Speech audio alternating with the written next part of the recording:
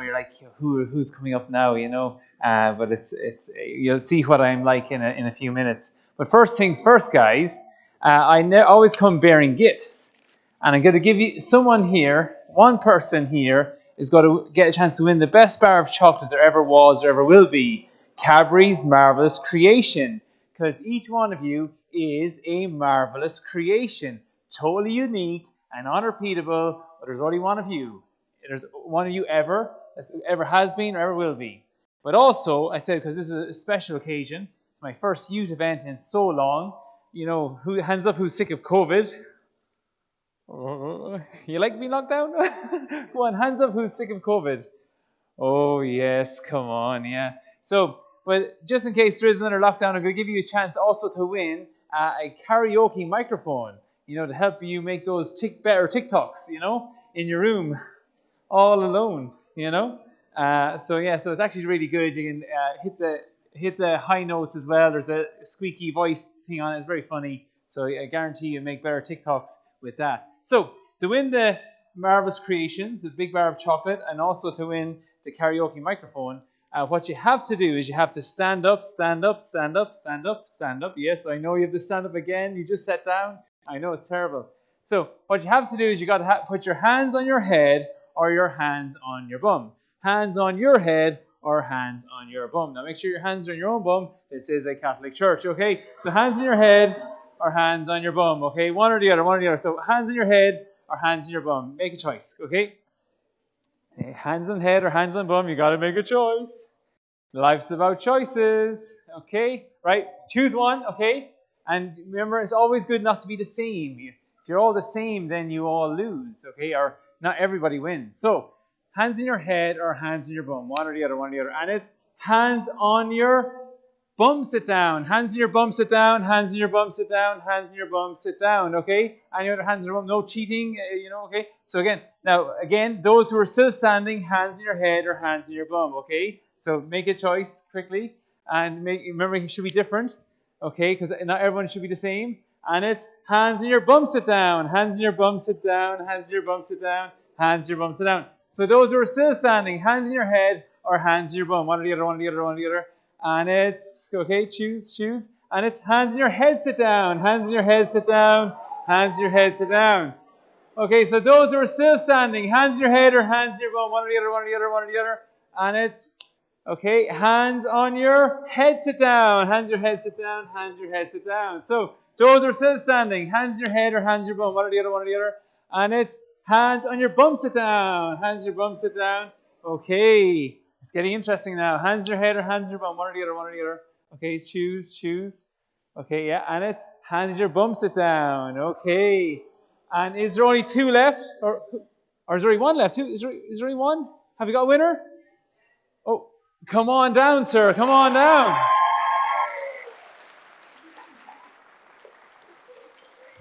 Now, what's your name? Alvin.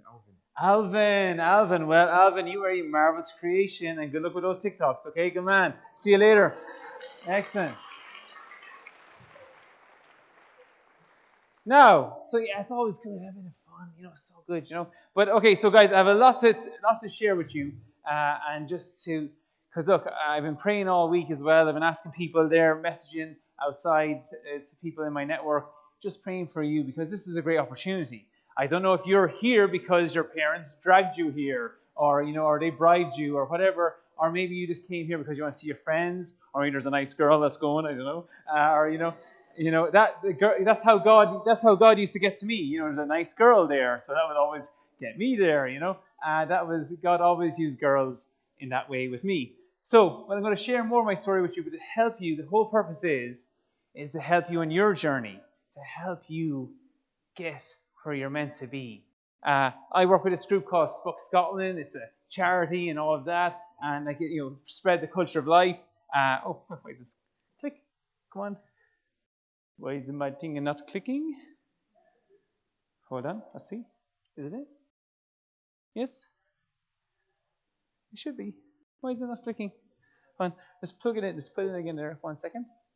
Try it again. So, okay, now, what? Okay, click. It's not clicking. Hold on. Well, okay, well, no, actually, here. Try it now. Oh, there you go. Excellent. Now our clicker is back. So again, my name's Emmet. If you've seen the Lego movie, you kind of get it. The Lego movie, Emmet the Master Builder. Everything is awesome. So that is the Lego movie. The reason I like the Lego movie, there's another reason in it. I'm going to tell you that in a moment. But, right, I'm always thinking about proposing the culture of life, proposing love. And then what I'm going to share with you now is kind of a bit of a love story, but it's for me, a lot of the time I was looking for love in all the wrong places and certainly in the wrong faces. Uh, this is what I do now. I go into schools most of the time, and I love it. It's exactly where I'm meant to be. When I'm up in front of a school or a classroom or whatever, and just interacting with the students, encouraging them, helping them to try to get over their fears, because we are so afraid of how amazing we can be.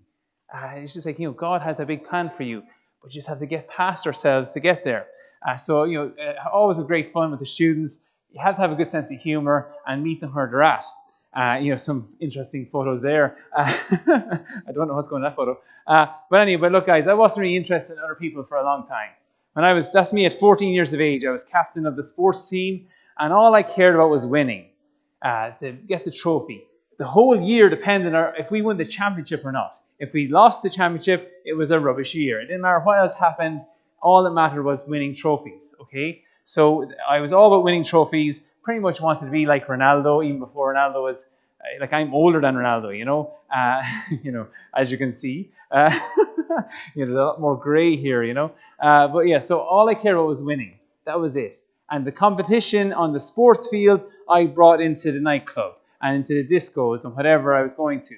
And it was just like, between myself and my friends, it's like a competition, who could be with the nicest girl, or who could get that girl, and all of that. It's just another competition. And it was very kind of lonely as well. Like, it was just very superficial. And that was it. I had sport, wanted to be a big sports star first. This is the jersey of my team. I used to play hurling. It's an Irish sport. And this is the jersey of my team. It's Offaly.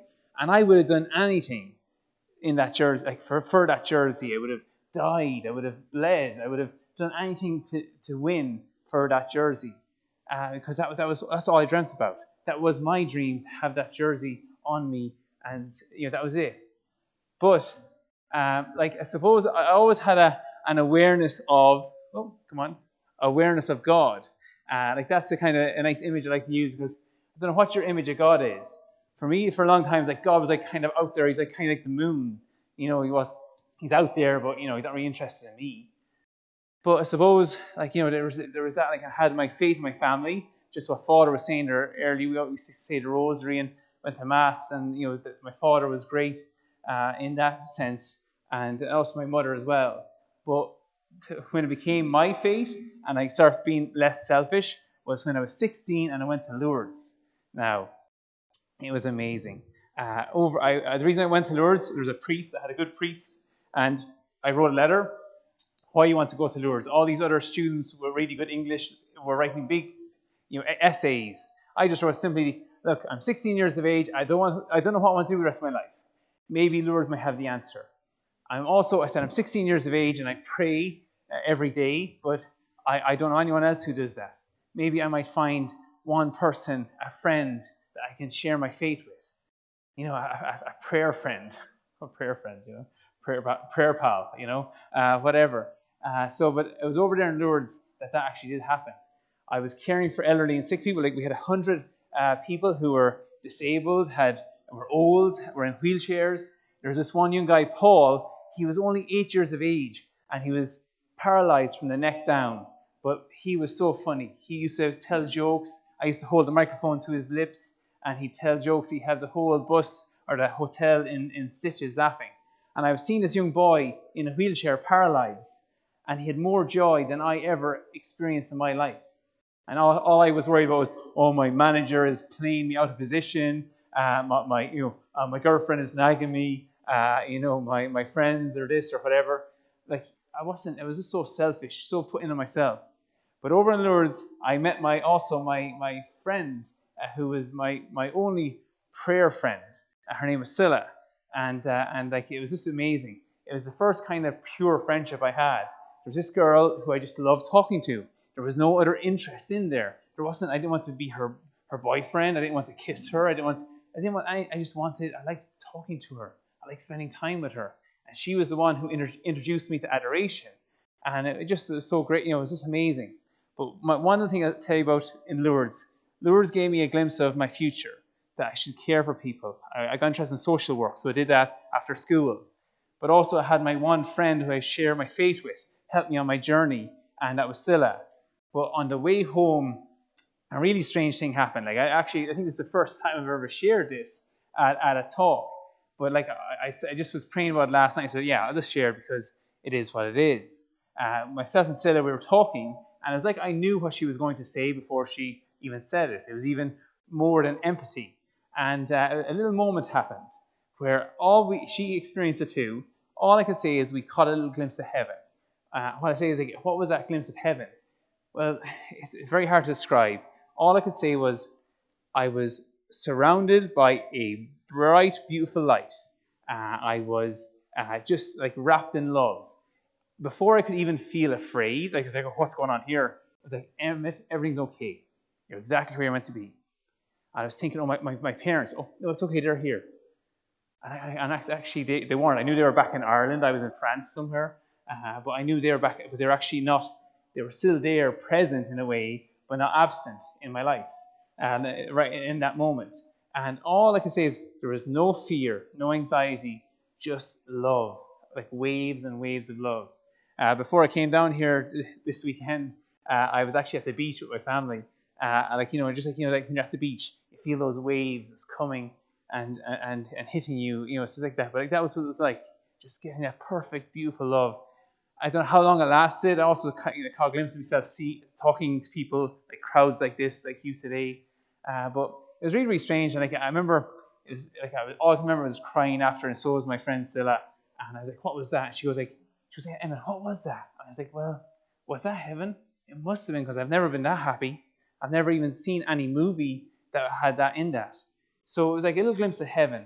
And I think God gave me that to help me when I was discerning later on, what is real love? And that's what was at the heart of my search in life. I wanted to find real, authentic love. And that was my first glimpse of it, but it was gone, and I missed it. And I just rushed back into the world. I went to university, and in university there's a lot of distractions. I used to go, I didn't drink because I was big into sport. I didn't do any drugs. So I used to go out every night. I'm not messing. Sunday night, used to go nightclubbing in university. Monday night, nightclubbing. Wednesday night, nightclubbing. Tuesday night, there was no nightclubs open. Thursday night, nightclubbing. And then Saturday, again, back home, I go nightclubbing. I was looking for love. Every nightclub all around Ireland, used to get my boys up and we'd go in the car and all the rest, but looking for love in all the wrong places. Because, when you're in a nightclub, you don't really get to know someone. You don't really get to know if they're kind, caring, honest, trustworthy. You just see how bad they can dance or how much they can drink. It's just the way it goes. But say I was looking for love, and I have a question for you. Hands up here if you don't want to give or receive love in your future. Hands up if you don't want to give or receive love in your future. Isn't that nuts? Guys, I've asked that question to nearly 800,000 young people all over the world, and nobody ever puts their hand up. Isn't it so strange? If I even ask a member in your family a question, you don't all agree. But we all agree we want to give and receive love. But what is love? Can anyone give me a definition of love? Can anyone give me a definition? Love is what? Jesus. Love is Jesus. Yes, very good. You're clued in. Any other definitions? What do you say? If someone puts you on the spot, what is love? Would you agree? Is love hard to define? Yeah? It is. But we all want it. But how are we going to find it? How are we going to find real, authentic love? Well, what helps you in that search is, as well as to know what's the opposite of love. What's the opposite of love? And people always say hate. But what's the opposite of love is... Okay, so actually this is good. So love is... This is actually a really good definition. And this actually helps a lot. you all hear this, a mass amount of times. Love is patient, love is always kind, is never jealous, it is never boastful or conceited, is never rude or selfish, it is not take offense, it is not resentful, love takes no pleasure in other people's sins, but delights in truth, is always ready to excuse, to trust, to hope, and to endure whatever comes. Love, real love, doesn't come to an end. Now, that's a perfect love, what you have there. But guys, we are all capable of catching a glimpse of this perfect love in life. And I have caught those glimpses. We don't get this all the time. Like if you put my name in there, Emmet is always patient and kind. Emmet is ever, yeah, right. My wife was here, she'd be laughing. She knows me better than anybody. I'm not always patient, always kind, but I can strive to. You have confession going on at the moment there now. This is always a good examination of conscience. You can read that and say, actually, where am I falling down? Where do I need to get better at? So that's a really good. So that's a good definition. But the opposite of love is lust. Now, what is lust? Okay, well, lust is uncontrolled sexual desire or appetite. A sexual desire lacking love. Look, guys, all our desires, like our desire for sleep is good, our desire for food is good, and all of that. But if I didn't control my desire for sleep, I'd be still in my hotel, and father would be wondering where is Emmet going. Or if I didn't control my desire for food, and I would say thank you for the food last night. I was told if you come down to Swindon, we'll give you some good Indian food, and I was very surprised. I didn't know Papa John was from India. We got 10 pizzas last night. Papa John's. Okay, I didn't know he was from India. Okay, but anyway, look, guys, if I didn't control my desire for pizza or for ice cream, what would happen? There would be a lot more of me to love. Yeah, okay, right. But when it comes to lust, for me, I didn't do drugs. I didn't drink. That wasn't my falling. That wasn't a vice of mine. It wasn't an issue. But there was one thing in my life that had a terrible grip, and it affected my relationships. It affected how I interacted with people, and it was really, really hurting my chances of finding real love. And I'm going to show you a little clip, and it gives you a better explanation of what I'm talking about. Oh, sorry.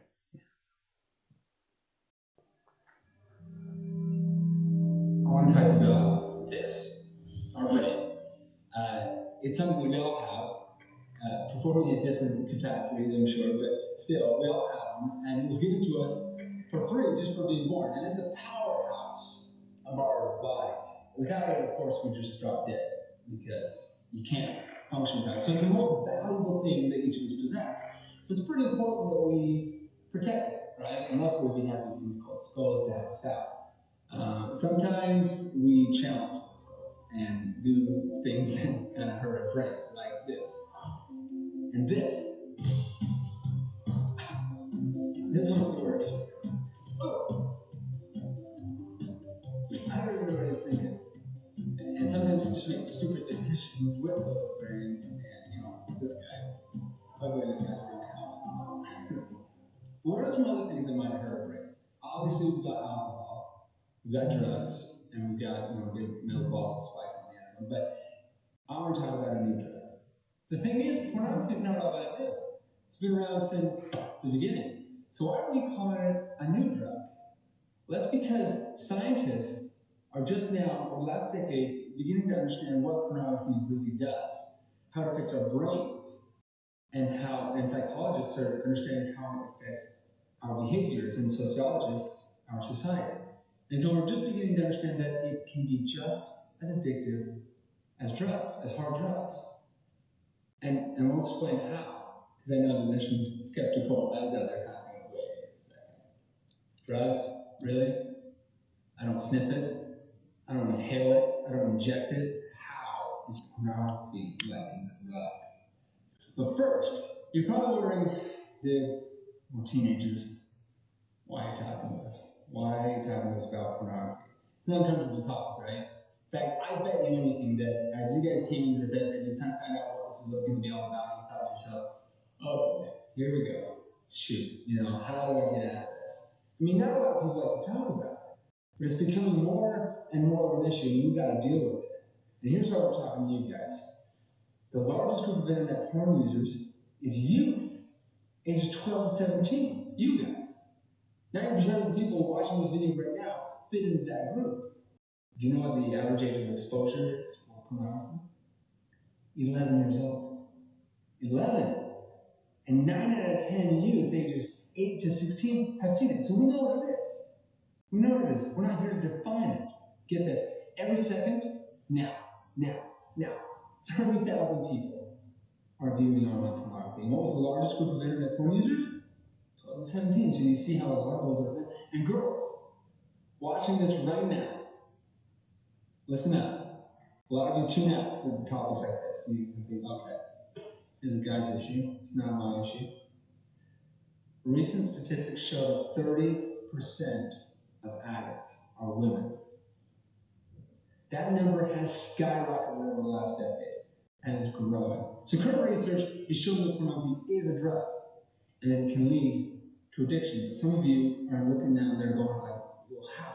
And it doesn't make any sense. How? Again, I don't say that, I don't smoke it. How? Let me show you. Pornography goes in through the eyes, in through the iris, and triggers the release of chemicals in your brain. Chemicals like dopamine, serotonin, epinephrine, oxytocin. Now this isn't science facts, but you may have heard of some of those. Now these are natural chemicals that your body produces. These chemicals are needed. When you do drugs, hard drugs, or look at pornographic material, your brain is overloaded with these chemicals. After you keep looking at porn, your brain gets used to those high amounts and builds up a tolerance. Those same images that once gave you a rush don't have the same effect anymore. In order to get that same rush, it not only takes more of it, but it also takes a more hardcore version of it. Your brain becomes dependent on that rush of chemicals and literally rewires itself to think that that's normal. And so you cannot function without it. That is addiction. The same process happens with cocaine and heroin. They can't stop. So yeah, Fight the New Drug is a really good organization, and I heard about this type of stuff right at the right time, because that, like, pornography, like, I must say I hadn't got, like, there was no TikTok, there was no whatever when I was younger, but there was, like, it was terrible. It was still out there, and it wasn't as accessible as it is now. But it was like, what it was doing was, like, it is highly addictive, as your man has explained there. It devalues and objectifies women and men. Because if you're watching pornography, you're saying it's okay for me to use these people for my own pleasure. It's okay for me to use other people for my own pleasure. And this is what I was getting from this is what I said it was okay. I'll give you an example. I was out night. Say I was late on a Friday night. I was texting this girl. Now, girls, if a guy is texting you late on a Friday night, is he really into you? Well, what do you think? Now, he didn't text you Friday morning. He didn't text you Thursday, Wednesday, Monday, Tuesday. Late on a Friday or Saturday night, he texts you. Is he really interested? What do you think? No. He's had his whatever. He's maybe played his PlayStation. He's done all his things for the day. And now it's just like, oh, he's bored. And he's texting. So this is what I was doing. I was texting this girl late at night, messaging her. And, because, like, I was a bit bored. And I was like, oh, hey, how's it going? And she texts back. And next thing she started flirting and all the rest. And next thing she said to me, oh, would you like to meet up in the nightclub tomorrow night? And I'm like, okay, I'd love to. Kiss, kiss, kiss, exclamation mark, And I knew the girl was like, oh, he put an exclamation mark at the end of the kiss, so it must mean something. No. So anyway, so I wasn't really interested in this girl, but I was thinking, look, I'm doing nothing else tomorrow night, just have a bit of fun. So this is where we fall down. Thinking that somebody else, their feelings, their emotions, is just a bit of fun. That's where we fall down. That's the first step. Anyway, so fast forward, we're Saturday night. She's up in the nightclub waiting. I wasn't in too much of a rush. I was in the pub with my friends having fun. And next thing, this girl walks into the pub that I really liked. Okay, now, and this is how selfish I was back then. I just went over straight to the girl that I really liked, and I got chatting to her, and I got with her, and I walked hand in hand with her up into the nightclub, and breezed right past that girl who I had arranged to meet, and I can still see her in the corner of my eye. She had a nice white dress, and I just blew right past her as if she was nothing, as if she was no one.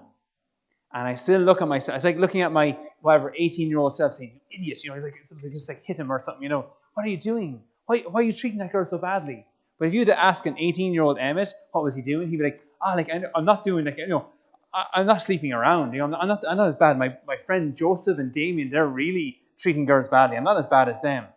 But guys, when it comes to relationships and this, why do we always measure down? Oh, I'm not as bad as her. She's way worse than me. She does way worse things than me. I'm not as bad as him or whatever. Why don't we aim high? We set the bar high. Why do we always measure down? I'm not as bad as what they're doing. I'm not. What I'm doing is not. It's not really great, but it's not terrible. Guys, let's start measuring up. And that's so. I remember looking back at how I treated that girl. That girl, she's better off without me back then anyway. But I actually did God is good. After I had my conversion, I actually bumped into her on the street in Dublin, and she's actually now a policewoman. And she didn't arrest me, but I actually got to apologize sincerely to her and say, look, I'm so sorry how I treated you back then, and you're better off without me anyway. So she accepted my apology. But guys, we often don't get a chance to apologize about the hurt that we cause people. And what goes around, so this is pornography is training me to see people as objects, or especially girls. You don't even see a girl, you see legs or chest or backside. You're seeing body parts, you're not seeing the real person. It trains you in unfaithfulness. It's another thing. If you're struggling with pornography, it's going to hurt your future relationships. It's going to hurt your ability to be faithful in your future. And also, it also fuels lust, that self. I want this, my self pleasure. So it's not good, guys. It's all I can say is how you get rid of it. Just keep confessing it. Get out of it. Damage relationships and marriages. Number one reason for marriage breakdown in America is pornography. I haven't seen the stats here, but it definitely is. It's right up there as well. But now, guys, regrets, heartbreak, we weren't meant for this.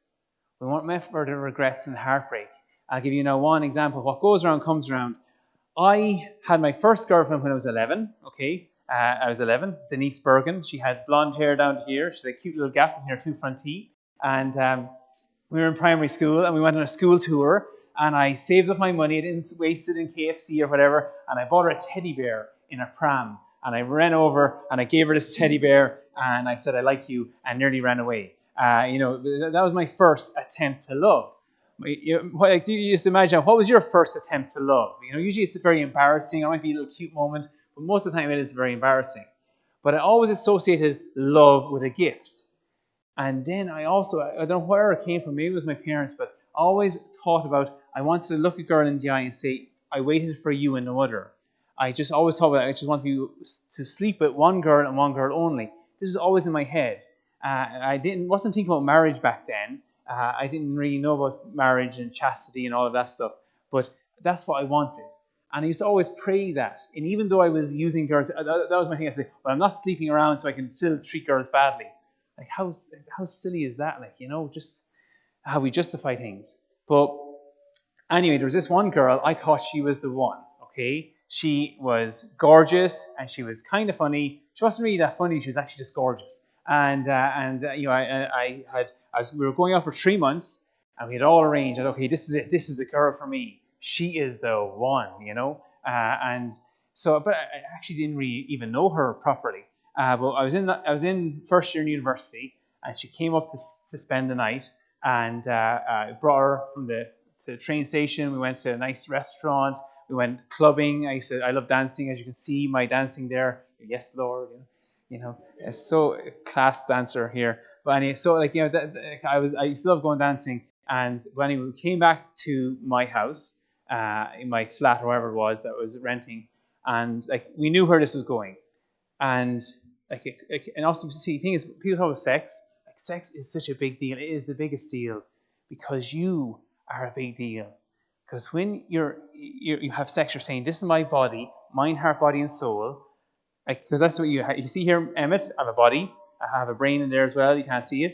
I have a heart that's pounding away. I also have a soul, mind, heart, body, and soul. I can't say, "Okay, I'm just gonna have fun with my body over here, and I'll leave my feelings and emotions over here." No. What we do with your body affects all of you. And here I was just about to give everything to this girl, mind, heart, body, and soul. And there was music playing in the background. I won't tell you what the music was. Sad. It was this music playing. And she said, just when there was a bit of a break in the music, when one song finishes and the other song starts, there's like a few seconds of silence. Well, in the silence, she said, "Are you sure?" And I said, "What?" And she said, "What?" And I said, "What? What? What? What?" And this went on for a while. She goes, "Emmet, did I say, 'Are you sure?'" I said, "Yes, you did." I said, "What do you mean?" Like, and she goes, I didn't mean to say that. I'm freaked out. I said, "Okay, I'm freaked out." I said, "Okay, look, let's just leave it. There's no pressure here." And she just cuddled in and fell asleep in my arms. But I was like, why did she say it? She liked the idea of being my first. I wasn't going to be her first, but she liked the idea of that. Again, I was always praying in the background, I want to be one girl only. The next morning, anyway, thank goodness we didn't have sex that night, and we didn't have sex next morning, thank God. And I was bringing her to the train because she had to get the train really early. And I said, "Okay, give her a kiss goodbye." "Okay, bye." I said, whoa. I said, "Hold on. That train you're getting," she said she had to go home. But the train she was getting was not going home. It was going to this place called Kildare. I said, "Wait a minute. Why are you going to Kildare?" And next thing, she couldn't look me in the eye. That's always a bad sign if someone can't look you in the eye. You know, the eyes are windows to the soul. And I said, "Wait a minute. Whoa. Did your friend tell me your ex was from Kildare?" And her mouth went, "Oh." And I said, "Wait a minute. You're going to see your ex?" She goes, "Emmet, how do you know that? Like, did I say something in my sleep?" I said, "Hold on. You're going to see, oh, Emmet, there's a dinner dance. He's got no one to go with, and I have a nice new dress." And I'm like, "Hold on. A dinner dance with your ex-boyfriend? Like, when's the dinner dance?" "Oh, it's Sunday night." I was there, "Today is Friday." I was there, "You're going to spend the whole weekend with your ex?" Oh, I was so angry. I tell you, I went home that I was like, oh, I didn't want to look at her again or talk to her. I went home and I was playing sport that evening. I nearly killed someone on my own team. I was so angry. Well, why was I so angry, guys? Why was I so angry? Well, what do you think? Why was I so angry? Well, what do you think? Jealousy? I don't. Do you know, guys, why I was so angry? It took me a long time. The next few girlfriends I had, I treated them badly because I was still angry at her. And that's also another thing. We shouldn't serial date. You should not go from one relationship into another. So many people do that. It's like your Facebook status. Just so long as you have in a relationship on Instagram or TikTok or guys, if you're in a status relationship right now, just walk away because you don't need you need time on your own. Because I was going from one relationship to another, and like it's not good. But guys, the real reason I was angry was because I went out with that girl for 3 months. 3 months. And that was my price. Oh yeah, if you sleep with me 3 months, I'll sleep with you. I'll give you everything, mind, heart, body, and soul, because all you are in this world is your body. Take away your iPhone or whatever, your clothes. Guys, none of that money, none of that matters. All you are in this world is your body. And you're giving that to someone, that's it, like you're giving everything to them. You have nothing else left to give. So anyway, I was very hurt. I was a bit broken by that, but I was also a bit grateful that I didn't sleep with her. I didn't have that big regret hanging over me. But thank God, I went through a bit of a low patch. I was going on the same dead end in all these relationships, whether I was saying goodbye or the girl was saying goodbye. It was just the same thing. Like, I don't know how many times I felt like, my goodness, have I dated you before? Or have I dated have you got a sister? Because I felt like I was like, oh, this is the same thing. There must be more to this. But thank God, then I went to a retreat just like this. A day just like this. And the only reason I wanted to go was my friend from Lourdes, that one friend who I used to talk about praying with, she was playing the music ministry. And I was going to see her. I was going to surprise her. I hadn't seen her in 2 years because I didn't want to see her because I didn't want to be reminded of the love that I once felt in Lourdes. That in Lourdes I felt alive and now I felt dead. I did not want to be reminded of that. But then, so after 2 years of ignoring her phone calls and her letters, I went to try and make up, to try and be a friend for her again. But when I walked into that church, oh, there was something waiting for me. Because I wrote one of the good things I did in school. I wasn't really that great in school. I was more focused on winning trophies and kissing girls. But the one thing I did write in school was an essay on opening doors. It's like, if I look at a person here, what's your name? Aaron. So I have Aaron here. So when I see someone new like Aaron, it's like looking at a closed door. And the way I talk to Aaron or the way I approach him, it's like that door opens a bit. I kind of catch a glimpse of who Aaron is. Is he cool or whatever? Kind of get on with him. And also, if I gain his trust, that door is wide open and we're good friends. But if I approach and be all bravado and whatever, it's like you can like put that security code. You're not coming in. The handle is on the inside. I can't force my way into Aaron's life, but he has to let me in. So that was a big thing for me. Like I always had this thing knocking on doors, especially with girls. I wanted to find that real true love. But so the big thing was I went to this retreat and I saw, if you just go on the knocking door image there, yeah, that's okay. That's right. So I saw this image. It wasn't an exact image, but someone painted it on the wall at one of the leaders of the group. And whoever painted it painted the exact same door I always saw in my imagination. I was like, hold on, whoa, that's my door. Jesus is knocking on my door. Like, oh God, God's at my door. What am I going to do? And then I felt God say, there was adoration on. It was a Youth 2000 retreat, just what the Father was talking about there. It was a Youth 2000 retreat, and adoration was on. And I felt God say, Emmet, I've always been here. I've never left you, even when you're doing X, Y, and Z, when you're hurting your family, when you're lying to your friends, when you're doing this and doing that. I was always there. I will never leave you. And oh man, the tears came hopping, because guys, we can be so selfish at times. And I was very selfish.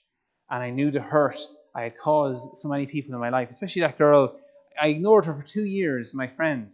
And I just, because I didn't want to be reminded of a love that I was far from now. But then I dried my eyes. I saw there was a bishop over in the corner. He just said Mass. I went over, Bishop Father, whatever your name is, can you hear my confession? And he heard my confession. And I told him everything, the people I'd hurt, the girls who I'd hurt, my friends who I'd lied to, my family who I was lying to.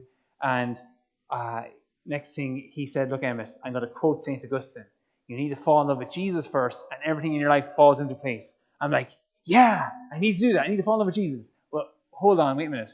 Jesus is a guy. I had no trouble falling in love with a girl. That was every second weekend in the nightclub I was falling in love with a girl, or infatuation with a girl. But I was like, how do you fall in love with it?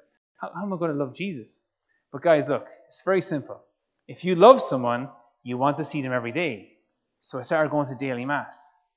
If you really love someone, you just want to sit with them, watch a movie, or just not even talk. You just want to be in their presence. Adoration.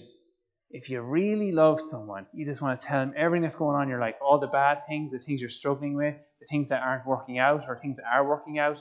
Confession. I started going to weekly confession, even daily confession. Some of the priests were sick of seeing me. They see me coming and they turn off the confession light. Here he comes again. Go. But I needed that. And guys, the pornography. See, if you're struggling with anything, if you're struggling with drugs, with drink, with pornography, you can't just stop. You have to replace it with something better, with something good. That's why I started good friends, all this, the sacraments. That's what I did. I started praying more. Guys, I started feeling fully alive again. Because God is love. Emmet is not patient. I'm not always kind. But God is always patient. God is always kind. He ticks all those boxes. We are created in God's image. So we are created for love. That's Adam and Eve there. Like people always say, who's Adam looking at here? See, it's Adam. Everyone thinks he's looking at God. He's not looking at God. He's looking at Eve. This is Eve here. But if you could draw a straight line from Eve's eyes, Adam's eyes, they pass through the eyes of God. To see someone not with lust, not out like, what can I get out of this person? What's in this for me? It's like, how can I give myself totally to this person? It's amazing, guys. Okay, let me see. Click, click, click. Okay, oh yeah. But guys, we want love, but there is a struggle for love, okay? There's Homer and Marge, the new Adam and Eve, and there is a struggle for love. And one of the biggest struggles for love is a struggle to be myself. And this is more for the girls. The reason I played that clip about pornography for the guys is us guys were more visually stimulated. And it's good for you to see, yes, guys, scientifically, it's proven pornography messes with your brain, it messes with you. But for the girls now, especially girls, the body image is such a big thing. And we have all these different filters on our phones and whatever. Like I often say to someone, like if you got lost and all we had to do to find you was your Instagram profile picture, would we find you? Because do you look like that? You're like, where is she? No, that's not her. That's not what her Instagram looks like. Like all these filters, it's ridiculous, But I'm going to show you this. This is a brief clip. I might not be able to show all of it, but it's a brief clip. It shows you the airbrushing and that goes on in every magazine shoot that you see. Click. Okay, let's see. Does it come on? Let's check. I might skip through it. Let's show the end result anyway. Okay. Yeah. Here. Let's show you the end result. So the end result is. Come on, click. Just click there, boys. Oh, nah, this one. So this model, she came in off the street like looking like she didn't have any makeup on because it was a blank canvas. But then they did her makeup and hair for 2 hours, and that wasn't good enough. They then airbrushed her neck, her lips, her nose, like that. Like that's a real neck, and that looks like a giraffe or something. And also look, see here, look, see this. These are ears, okay? Ears are okay. You need ears to listen, to hear things.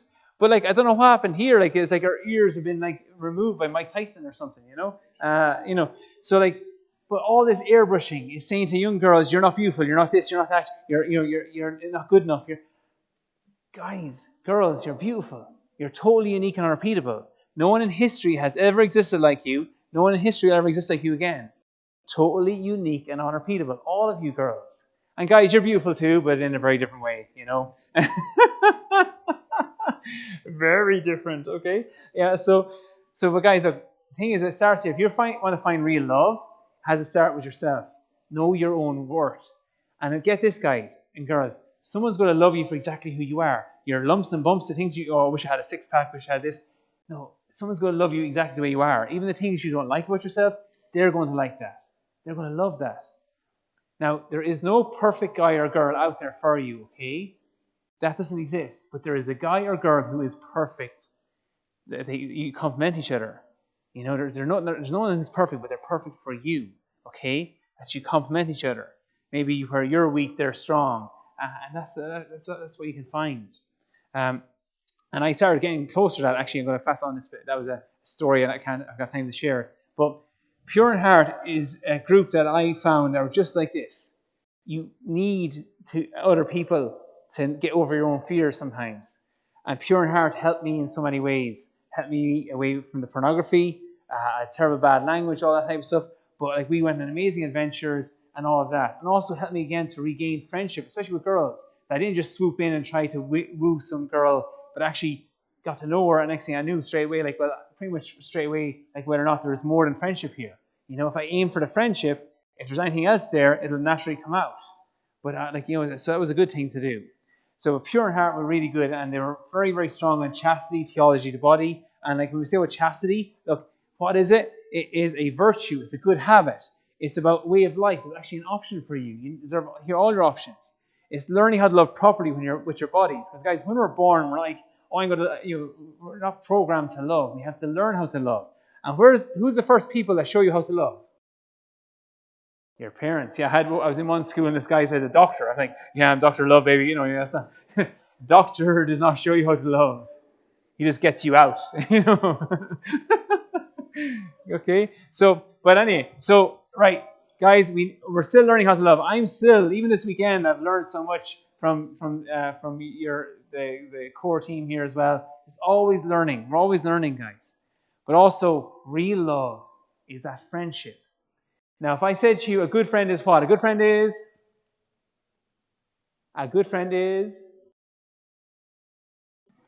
what?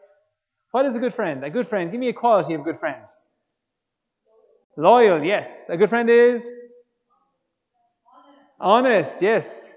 You know, yes, does my bum look big in this? They're always honest. Yes, it does. No, so not too honest, maybe. Okay, now would you agree with this? A good friend wants what's best for you. A good friend wants you to be happy, even if it costs them something. That's what chastity is. That's what real, authentic love is desiring the good of the other even above yourself. Whatever it takes, I just want them to be happy. Example of chastity in any movies was in Twilight. I don't know if any of you've seen it. It's on Netflix now, but it's a bit older now. But with Twilight, that guy, Edward, he's a vampire. Bella, she's not a vampire. It's a tragic love story. And the very first movie, Bella saying to Edward, Edward, take me, I'm yours. Edward, sleep with me, I'm yours. Edward, bite me, I'm yours. And that's another good thing to learn today, guys. Don't bite girls, okay? But does Edward take what Bella's offering from the very get-go, no? What does he do? He waits for what? Marriage, exactly. And like in the third movie, they're sitting on the bed and things get horizontal, vertical. No, yeah, vertical. They're lying down. Were they going for a nap? No, no, no. Okay, it's nap time. No, no, no, no, no. So the thing is, right? In that they almost they almost get too physical and whatever. And Edward sits up and he says, "Look, Bella, I want you more than anything, but I don't deserve you yet. I want to marry you." And like in a short little clip, he actually kind of explains what chastity is. And this is the first time I've seen that in any movie. Like, and that was a big deal. And all the girls in the audience were like, "Oh my God, Edward!" But like, there's more to that, because what we're settling for in movies, and that is like what the guy says to the girl. Guy says to the girl, like, "Oh, I love you, can't I care about you, can't whatever you're okay with doing, I'm okay with, as long as you don't feel any pressure." And she goes, "Oh, he's so sweet." But really, what the guy is saying, whatever you're willing to give, I'm going to take. But this is the first movie where the guy didn't say that. The guy wanted to do his best for her. He wanted to marry her. And yes, they got married, they had a honeymoon, and they had a baby, and they broke the bed and all the rest. But yeah, so there's a lot of spoilers in there. But that was fake. That was a movie. But at least there was a bit of chastity in there. But now this is interesting. Justin Bieber, I'm sure you all know Justin. But Justin here, I don't know if many people know this, but Justin, he had a sex addiction. He was sleeping around, and he actually had to check himself into a clinic, and it was a Christian clinic, and he found his renewed relationship with God. But he then had his friendship with Haley, and they made a decision, come on, click, that they would not have sex unless they got married. That they actually waited in their relationship until they were married to have sex. They got married a year later after, and that's another thing as well. Like, it helps you to discern as well. Like, clearly, is this person for me or not? But Justin Bieber says sometimes people have sex because they don't feel good enough, because they lack self-worth. Women do that and guys do that, and that's often we often fall into that trap, guys. Often you hear us saying guys make girls feel loved to get sex, and girls give guys sex to feel loved. And that's often, and in that scenario, guys, we're both losing. The guy and the girl are losing. But anyway, the chastity really helped me. And it's not only for virgins, it's for everyone. It's all be your future, not be your past, never too late to start over. And I have in my bag here, I think I do anyway, I should have, let me see, yes, I do. I was meant to go to America, but it didn't happen. I have $200. Who here wants $200? Who would like $200? If you exchange it, you probably get £150 back. Who would like $200? Hands up. Who? Come on, guys. You must be loaded. Why do you want this money? Yeah, sure. Would you like this money, yeah? Well, hold on. You still want it? Oh, guys, I'm from Ireland. You don't know where my feet have been. I spit on it. Like COVID, man. Why do you still want the money? You can still use it. It's still $200. And guys, yeah, it hasn't lost its value. And it's the same way with you guys. Someone could have walked all over you, smashed your heart into 1,000 pieces, made you feel like you were nothing, or if you were no one, or as I breezed past that girl many years ago, as if she was nothing. That doesn't define you, guys. Maybe something had happened when you were younger. Maybe someone hurt you when you're younger. That doesn't define you. You never lose your value. You're worth more than any money. You can't be bought. Guys, know your value. Know your worth. And then set the bar high, and the right guy or girl will match up to you. Okay? I found this message caught me. It's exactly what I needed. I traveled all over the world giving this message to anyone or wherever. Went to Haiti. Like, that's Haiti there. Like, the thing is, right? Oh yeah. Also, one thing is about being afraid. In my family, there was a great fear about money. I always wanted to go to Disneyland. I wanted to go to Safari, and my father goes, "Oh, that's a lot of money, Emmet. We don't have that money." My parents never left Ireland. They always stayed in Ireland. They never, didn't have that excess money lying around to go on foreign holidays. But after I gave my yes to God, and my fear went away, I got to travel all over the world. These kids are amazing. They were the poorest of the poor kids in this town in Haiti. And like, see this, they saw me putting on my factor 50. Okay, so because I'm very white. And they're like, "Oh, can I have some? Is that what makes you white?" And they're like putting it on, "I'm a white yet, and it was just, they were like, they never saw someone as white as me. I don't think they ever saw an Irishman, But the kids are amazing. I bought them all. I bought like crayons and stuff. There was nothing there to get them, but their highlight was the crayons because they never ever had crayons before. And these kids, one little thing I'll tell you about them. We brought them food, and I was starving. They were starving, but they weren't eating the food. I'm like, what's going on? Why are you not eating the food? Because they waited. Sorry, they waited until they got home to share that meal with their family because their family did not have food either. And I often think all the times I was selfish, just stuffing my face with KFC or whatever, or Papa John's or whatever. But I learned so much in giving my life to God, to serve God in mission work. I also got to go to Africa, just amazing people, training up teachers, all this stuff. And as a thank you, they went and brought us on safari. And I actually got to, one of my other dreams was to go on safari. I got to do that. World Youth Day, guys, all these amazing things, amazing priests. I'm sorry, you have such a good priest here. It's so important to have a good priest. Youth 2000, that's it. There's me doing I get my groove on. Happy clappy Christians. And also, guys, people say being Catholic and giving a yes to God is boring, but no. Who's that guy? Does anyone recognize him? Usain Bolt, yes. I was at a faith conference, a Theology of the Body conference in Twickenham, and Usain Bolt was there preparing for the Olympics in London. And I met him, amazing guy. He talks even more than I do. So amazing guy. But guys, it wasn't just that. So lived out my dreams, but also, better than anything, I met my future wife. I was asked to give a talk one day in Scotland, and my wife was put with me. That's my wife, Lucy. And again, I'll give you an example. There is no fear in perfect love. There is no fear in perfect love. I always had this invitation from this priest here. This guy, this is Father John Egan. He's a Palatine father. And he wanted me to come on a silent retreat to discern the priesthood. He always asked me. I always said no. But I just met my wife, Lucy. We just started dating, and I felt I had to do this. I said, look, I don't want to cause Lucy any hurt if God wanted me to be a priest. So I said, right, okay, God, we want to get this out of the way now. People always said you'd be a good priest, but I always felt I was called to something else. But I went on a silent weekend, a long, long weekend. Me silent, it doesn't really work, but it was brilliant. And at that weekend, I gave my yes to God, but God said, Emmet, actually, I want you to be married. But aren't you glad you asked me? I felt like proposing to my wife straight away, but no, I proposed to her over in Medjugorje. That's what she had just said yes. And that's another thing, guys. We are so afraid.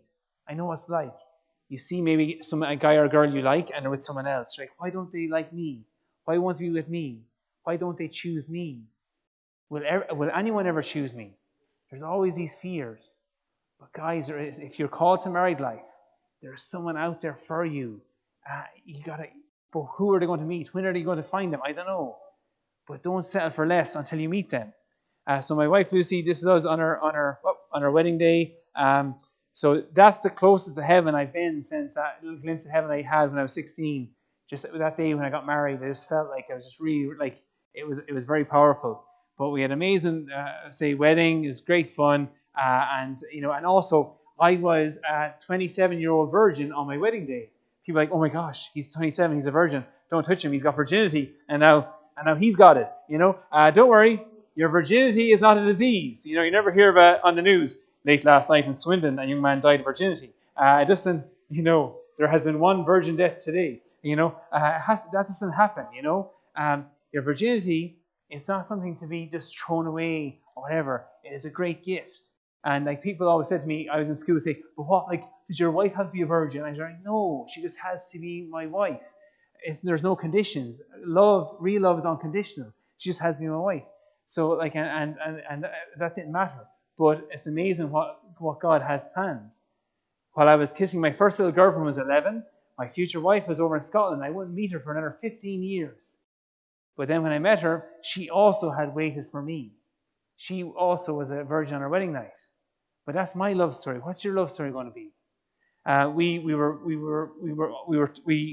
married for a few years. We didn't have any kids yet, and next thing we were told, you might not have kids, and because we're using this thing called natural family planning, and we haven't got a chance to go into all of it, but it's really, really good. It helps everything in the relationship. But my wife found out she had a polyp, a fibroid, endometriosis, and polycystic ovaries. Any one of those is a serious fertility issue for girls. My wife had all 4 of them. So we were pretty much told you're not going to have kids. We didn't give up hope. So we prayed, we followed natural family planning, and thanks to St. Joseph as well, we actually conceived my son Dominic at 12 weeks in the womb with his big head and his little butt. And also, this is Dominic when he was born, and he's great. He's a big. That's Dominic. He looks like baby Jesus. He also looks like Homer Simpson. We stoner baby. There you go. And there you go. So Dominic's great, but he's a big monster now, and he can't believe he was that size. Also, that's my daughter Maria. She's daddy's little girl.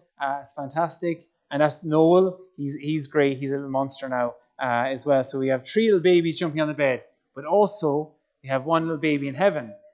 In 2017, November, we had baby Daniel was miscarried. And this other thing, guys, look, life isn't a bed of roses. Bad things happen. Sad things happen. But real love conquers all of that. And like, you know, myself and my wife, it was a tough time we went through, but especially for my wife, but thank God we got through that. And like, that's what real love does. I also got to go to Disneyland. I always wanted to go there as well. That's my kids and my wife, me and my kids just there 2 days ago in CBeebies Land in Alton Towers. But guys, look, your life is all ahead of you. Okay, just pass this on. All ahead of you guys. We're all called to be saints, okay?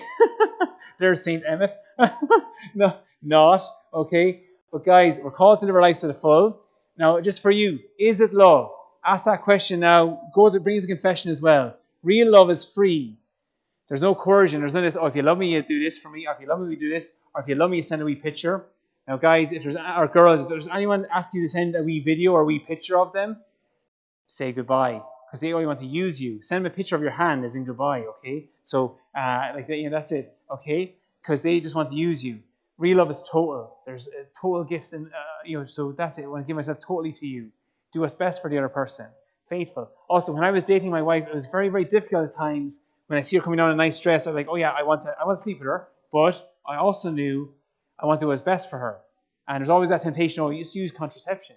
But guys, if you look up the stats in contraception, it's not a total gift. You're withholding your fertility from the other person. But also, contraception, condoms are 84% typical use effective, so there's like a 16% chance of them failing.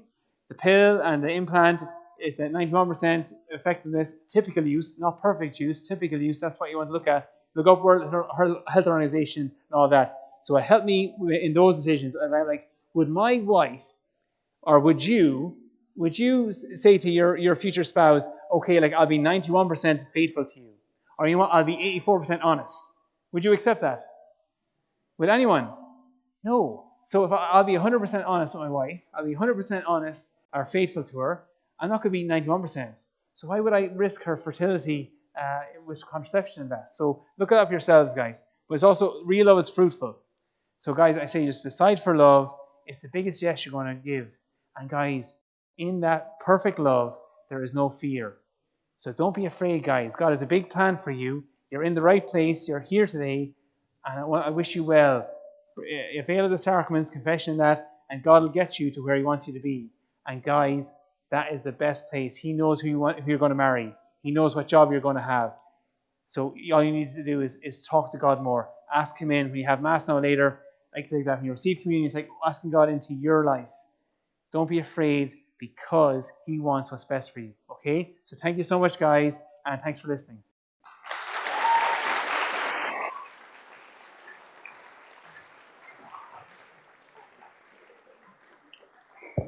Time.